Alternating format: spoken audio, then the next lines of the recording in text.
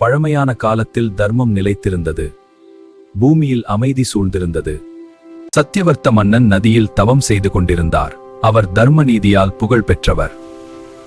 அவரது கையில் ஒரு சிறிய மீன் விழுந்தது. என்னை காப்பாற்றுங்கள் என்று அது வேண்டியது. மன்னன் அதை பாதுகாத்தார். ஆனால் அந்த மீன் நாளுக்கு நாள் அதிசயமாக பெரிதாக வளர்ந்தது. கடலில் விடப்பட்டதும் அந்த மீன் தெய்வீக உருவம் எடுத்தது. அது விஷ்ணுவே! விரைவில் உலகம் முழுவதும் பெரு வெள்ளம் வரும். உயிர்களை காப்பாற்ற ஒரு பெரிய படகு உருவாக்கு. மன்னன் முனிவர்களுடன் சேர்ந்து ஒரு பெரிய படகை தயாரித்தார். பெருமழை பெய்தது. உலகம் முழுவதும் நீர் மூழ்கியது. மத்ஸ்ய அவதாரமான விஷ்ணு தனது கொம்பில் படகை கட்டச் சொன்னார். அவர் அதை பாதுகாப்பாக இழுத்துச் சென்றார்.